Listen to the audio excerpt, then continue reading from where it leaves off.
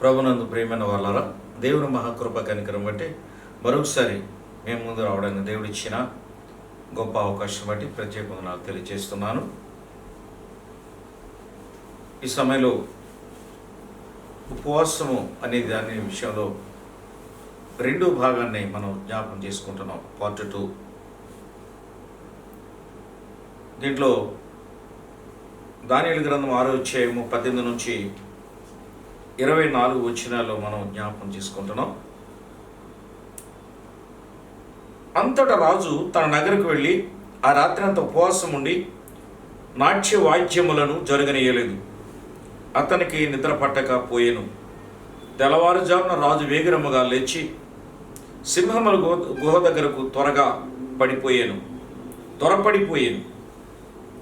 అతడు గుహ దగ్గర రాగానే దుఃఖ స్వరముతో దానియేలును పిలిచి, జీవము గల దేవుని సేవకుడైన దానియేలు, నిత్యము నీవు సేవించునని దేవుడు నిన్ను రక్షింపగలిగినా అని అతనిని అడిగాను. అందుకు దానియేలు, రాజు చిరకాలము జీవించుగాక.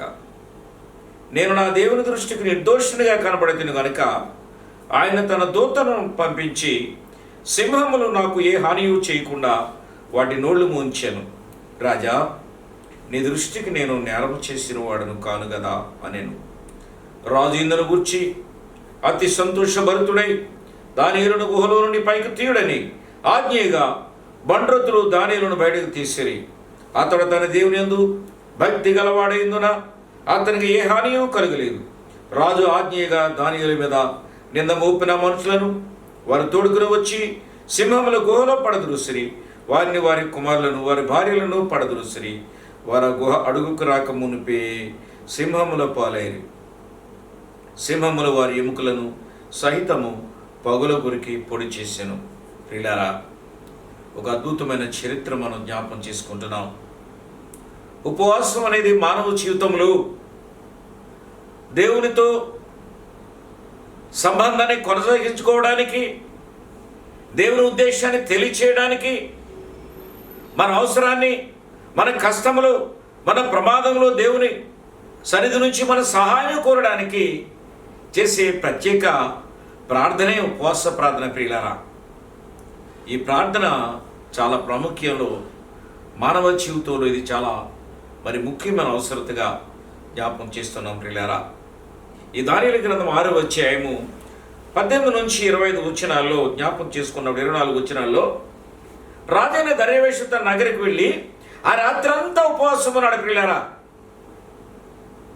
నాట్య వాద్యమును కూడా బంద్ చేశాడు. ఆహారం తినలేదు. అతను నిద్ర పట్టకపోయింది. మనశ్శాంతి లేనివాడైపోయాడు. అతను ఎంతో ప్రయత్నం చేశాడు.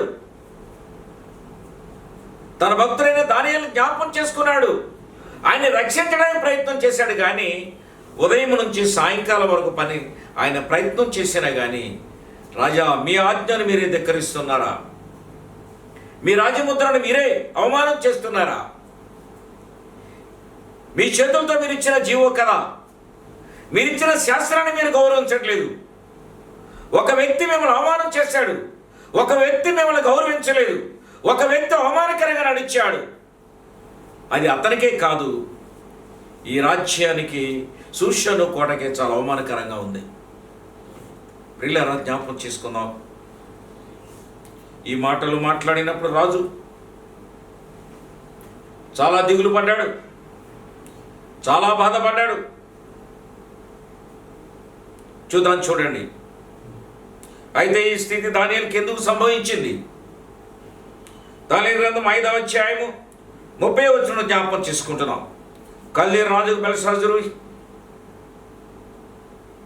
బెల్షాజరు హతుడైన తరువాత మాదీయుడు దర్యావేషు 62 సంవత్సరాల వయసు గలవాడే సింహాసనం ఎక్కాడు. ప్రియులారా, నెబుకద్నెజరు కుమారుడు బెల్షాజరు చనిపోయాడు. అతడు చేసిన అతిక్రమను బట్టి దేవునికి విరోధంగా నడిచాడు కాబట్టి, గర్విష్ఠిగా జీవించాడు కాబట్టి దేవుడు అతన్ని తీసిపాడేశాడు. అతని స్థానంలో దర్యావేషు వచ్చాడు. ఇతడు 62 సంవత్సరాల వయసు గలవాడి సింహాసనం ఎక్కాడు. అతని ఆస్థానంలో దానియేలు చాలా ప్రాముఖ్యమైన వ్యక్తిగా ఉన్నాడు. అతని అధికారంలో అతని యొక్క చూడండి, కల్దీల దేశం నుంచి, పారసీక దేశం నుంచి, అక్కడి నుంచి సూషాను కోట నుంచి హిందూ దేశం వరకు కూడా 127 సంస్థానాలు కూడా ఈ రాజు స్వాధీనంలో ఉన్నాయి ప్రియులారా. ఈ రాజు కింద 127 సంస్థానాలు ఉన్నాయి, చిన్న చిన్న రాజ్యాలు ఉన్నాయి. వారందరూ కూడా అతని స్వాధీనంలో ఉన్నారు, అది ఆధీనంలో పనిచేస్తున్నారు. అయితే ఎప్పుడైతే బెల్షాదును చంపి అతని తొలగించి అతని స్థానంలో ఈ దర్యావేషు 62 సంవత్సరాల వయసు కాలంలో సింహాసనం ఎక్కాడు, పరిపాలన సాధించాడు.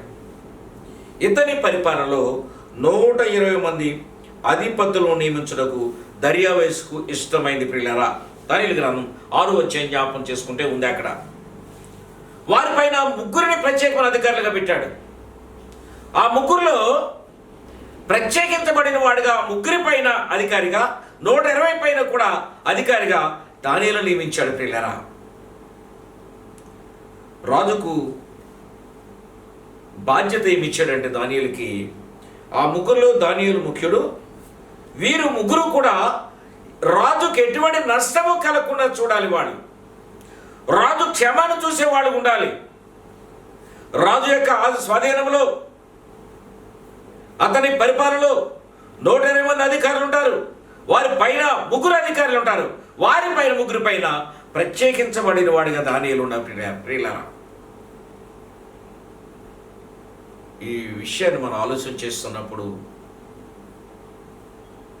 ఇతడు మనవాడు కాదు కదా, మన దేశస్థుడు కాదు కదా, మన కల్దీలేక పారసీక వంశం, కల్దీల వంశం నుంచి వచ్చిన వాడు కాదు కదా. కనుక యూదుడైనటువంటి వాడు మనపైన అధికారిగా ఉండుట, అది మేము సహించుట, ఇది మేము జీర్ణించుకోలేకపోతున్నాం, తట్టుకోలేకపోతున్నాం. ఆలోచించేద్దామని చెప్పి సైన్యాధిపతులు, న్యాయాధిపతులు, ప్రత్యేకంగా అధికారులు, ఈ రాజు స్వాధీనంలో ఉన్నటువంటి అధికారులందరూ కూడా ఒక మీటింగ్ ఏర్పాటు చేసుకున్నారు. ఆ మీటింగ్లో తీర్మానం చేసుకున్నారు, ఇతని పరిపాలనలో, రాజుగారి పరిపాలనలో దానియేలు చాలా బాధ్యతగా తన విధులు నిర్వర్తిస్తూ ఏ లోపము లేనివాడుగా, నిందారహితుడుగా, న్యాయ నిర్ణేతగా, రాజుకు విధేయుడిగా ఖచ్చితమైన స్థితిలో అతడు తన బాధ్యతను నిర్వర్తిస్తున్నాడు ప్రియులారా. ఇది ఈ కల్దీలకి ఇష్టముగా లేదు ప్రియులారా. వాడు మనపైన అధికారిగా ఉండుట, వాడు మనపైన పెత్తనము చేయుట, వాడి పెత్తనాన్ని మనం గౌరవించుట, ఇది చాలా ఇబ్బందికరంగా ఉంది కదా. వాడు యూదుడు కదా అనే విషయాన్ని ఆలోచన చేసి దుర్మార్గపు ఆలోచన చేయించి ఒక పథకము తయారు చేశారు ప్రియులారా. ఏమిటా పథకం అంటే చూడండి, 6వ అధ్యాయం 4వ వచనం చెప్తున్నాడు చూడండి. అందుకు ప్రధానులను, అధిపతులను, రాజ్యపాలన విషయంలో దానియేలు మీద ఏదైనా ఒక నింద మోపాలని ఉండి తగిన హేతువు కనిపెడుచుండేది. కానీ దానియేలు నమ్మకస్తుడే, ఏ నేరమైనను ఏ తప్పైనను చేయనివాడు కాడు గనక దానియేలు తప్పైనను లోపమైనను కనుగొనలేకపోయింది. ఇక్కడ క్లారిటీ వచ్చింది ప్రియులారా. ఆయన రాజు తనకు అప్పగించిన బాధ్యతని ఎట్లా నిర్వర్తించగలిగినాడు అనే విషయాన్ని చూస్తున్నప్పుడు మరి వీరికి ఎవ్వరికీ కూడా ఏ నింద మోపడానికి, ఏ తప్పు మోపడానికి కూడా అవకాశం లేనిగా మారిపోయింది ప్రియులారా. 6వ అధ్యాయం 4వ వచనంలో. అందుక మనుషులు ఆలోచన చేశారు, లోపం లేదు, ఏ విధంగా మనం చెప్పాలన్నా, ఏ విధంగా నిందేయాలన్నా అవకాశం కనపడలేదు. కాబట్టి ఒకే ఒక అవకాశం ఉంది అనుకున్నారు ప్రియులారా. అవకాశం ఏంటంటే 6వ అధ్యాయం 5వ వచనం చెప్తున్నాడు చూడండి. అందుక మనుషులు అతని దేవుని పద్ధతి విషయం అందే కానీ మరి ఏ విషయం అందను అతనిలో లోపమును కనుగొనలేమనుకునిరి. దానియేలు దేవుడు ప్రపంచాన్ని నిర్మించిన దేవుడు, సృష్టిని తన మాటతో చేసిన దేవుడు, సమస్తం ఆయన సాగిలపడి నమస్కరిస్తుందనే విషయాన్ని సృష్టి ఆయన మహింపరుస్తుంది ప్రియులారా. ఆ దేవుడు ఎందు ఆయన భయభక్తులు కలిగిన వాడుకున్నాడు. ఆయనతో విధేయుడిగా ఉన్నాడు. రాజు దగ్గర విధేయుడిగా ఉన్నాడు. తన డ్యూటీ విషయంలో, పరిపాలన విషయంలో బాధ్యత నిర్వర్తించాడు. సక్రమంగా నిర్వర్తించాడు. న్యాయ విధంగా నడిచాడు విషయాన్ని మనం జ్ఞాపకం చేసుకుంటున్నాం. అయితే కాబట్టి ప్రధానులను 6 ప్రధానులను అతను లోపము కనుగొలేమనుకుని, కాబట్టి ఆ ప్రధానులను అధిపతులను రాజు నద్దకు సందడిగా కూడి వచ్చి ఇట్లనేవి, రాజుకు దర్యావేషు చిరంజీవి ఉందువుగాక. రాజ్యపు ప్రధానులను, శరాధిపతుల అధిపతులను, మంత్రులను, సంస్థానాధిపతులను అందరూ కూడి రాజు దగ్గర ఖండితమైన ఒక చట్టాన్ని స్థిరపరిచి దానిని శాసనముగా చాటింప చేయనట్లు ఒక యోచన చేసిరి. చూసారా? ఏమిటా శాసనం చూసినప్పుడు ఈ దగ్గర ఒకటే లోపం ఉందంట. అందుక మనుషులు అతని దేవుని పద్ధతి విషయమనే కానీ ఏ విషయం అందులో లోపం లేదట. ఎవరిని ఇబ్బంది కలిగించట్లేదు, ఎవరిని శ్రమ పెట్టట్లేదు, ఎవరిని బాధించట్లేదు, ఎవరిని అవమానించట్లేదు, ఎవరికి నష్టం కూడా కలిగించట్లేదు. ఖచ్చితంగా పనిచేస్తున్నాడు ఆయన. ఆయన దేవునిగా ఆయన జ్ఞాపకం చేసుకొని ఆయన ప్రార్థన చేసేయాలని బాధ కలిగింది ప్రియులారా. మానవులు ఇటువంటి వాళ్ళంటే స్వార్థపూరితమైన మనస్సు కలిగిన వారి విషయాన్ని జ్ఞాపకం చేసుకుంటున్నాం. అందుకే దేవుడు అంటున్నాడు, మనుషులను సృజించినందుకు యెహోవా సంతాపము చెందను కాబట్టి జలప్రలయం సృష్టించి ఆ జలప్రలయం ద్వారా ఈ భూమి మీద అంతటి ఉన్న మనుషులందరూ కూడా తీసి పాడేశాడు. ఒక నోవహు కుటుంబానికి తప్ప ప్రియులారా. తరువాత వచ్చిన జనాంగం నోవహు 3 కుమారుల సంతదే ఈ ప్రపంచం అంతా వ్యాపించిన విషయాన్ని మనం జ్ఞాపకం చేసుకోవాలి. చూడండి, ఆలోచన చేస్తున్నాం. చూడండి, 7వ వచనం చూడండి. వీళ్ళందరూ బయలుదేరి వచ్చారు. ఎట్లనగా 30 దినముల పర్యంతము నీ యొద్ద తప్ప మరి ఏ దేవుని యొద్దను మానవ యొద్దను ఎవడను ఏ మనవి చేయకూడదు. No request. రాజా, మీ పరిపాలనలో 127 సంవత్సరాల మనుషులందరూ కూడా ఎట్లా ఉండాలండి? 30 దినాలంటే 30 రోజుల పర్యంతము కూడా ఎవరికే సమస్య వచ్చినా, ఎవరికే బాధ కలిగినా కానీ అది రాజు దగ్గరే చెప్పాలి తప్ప ఏ వ్యక్తితో కూడా కానీ ఏ దేవుని దగ్గర కూడా చెప్పడానికి వీలేదట. ఇదేంటి వాళ్ళు ఆలోచన చేశారు.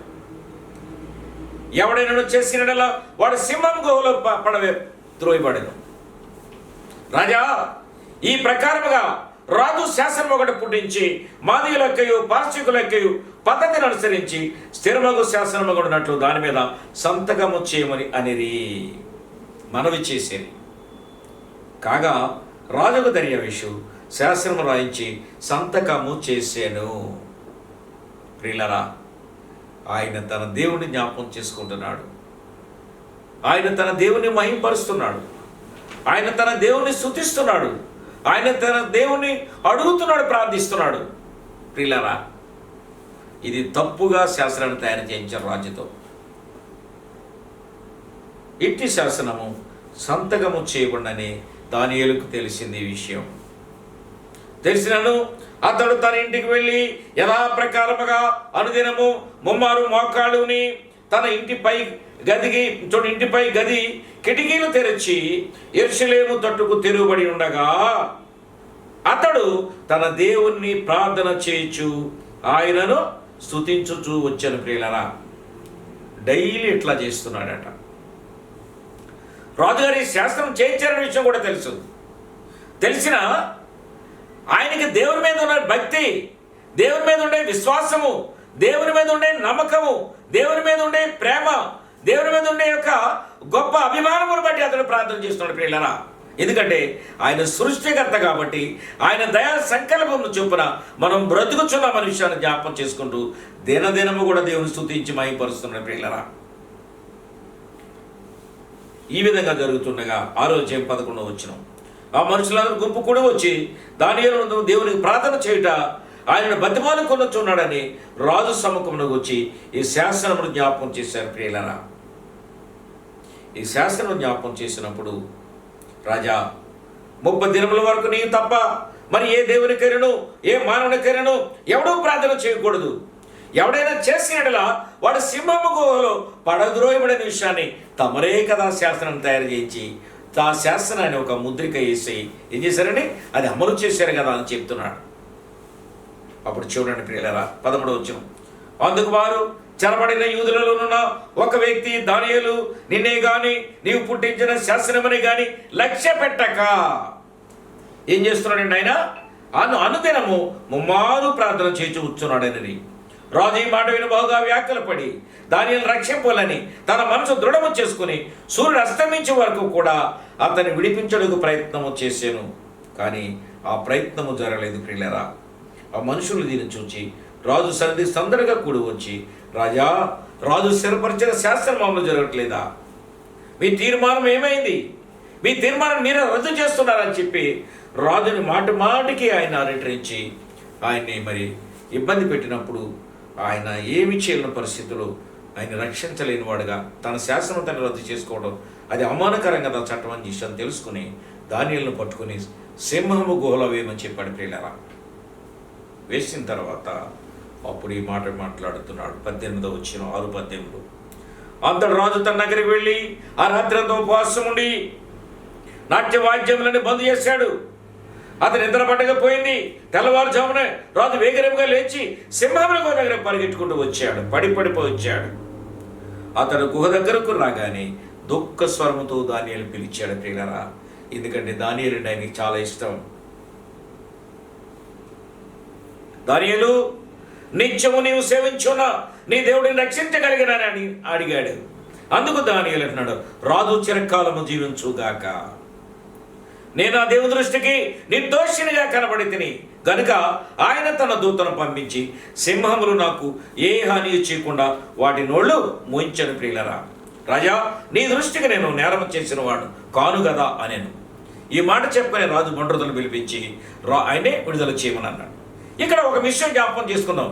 రాజుగారు చూడండి ఉపవాసం ఉన్నాడు. జైల్లో వేసిన రాజుగారు ఉపవాసం ఉన్నాడు. ఏ జైల్లోనండి? సింహ గుహలో వేసిన దానియేలు వేసిన రాజుగారు. రెండోది, దానియేలు గారు ఇక్కడ ఉపవాసం ఉండి ప్రార్థన చేస్తున్నాడు. మూడోది, ఆ సింహాలు కూడా ఉపవాసం ఉన్నాయి ప్రియులారా. ఇది ఆశ్చర్యకరమైన విషయం కదా. మనం జ్ఞాపకం చేసుకుందాం. మానవ జీవితంలో ఉపవాసం ఎంత ప్రాముఖ్యత ఉన్నది. ఉపవాస ప్రార్థన ఎంత శక్తి కలది. ఉపవాస ప్రార్థనలో అద్భుతమైన విషయాలు మనం సాధించగల విషయాన్ని దీనిని బట్టి మనం జ్ఞాపకం చేసుకుంటున్నాం. చరిత్రలో ఉపవాసము మరి చాలా ప్రాముఖ్యమైన విషయం మనం జ్ఞాపకం చేసుకుంటున్నాం. కనుక మన ఉపవాసం ఎట్లా ఉండాలంటే దుర్మార్గులు కట్టిన కట్లను విప్పాలి. రెండోది, బంధించబడిన వారిని మనం విడుదల చేయాలి. మూడవది, కాడి మరి ప్రతి కాడిని విరగొట్టి కాడిని మనం మరి దించే ప్రయత్నం మనం చేసేవాడు ఉండాలి. బరువు దించేవాడు ఉండాలి. నాలుగవది, ఆత్మతోను సత్యముతోను మనం సమాధానంతో ఉపవాస ప్రార్థన చేయాలి. దేవుడు మనం ఆలకించి మనకు జవాబిస్తాడు. దేవుడి మాటలు దీవించునుగాక. ఆమేన్.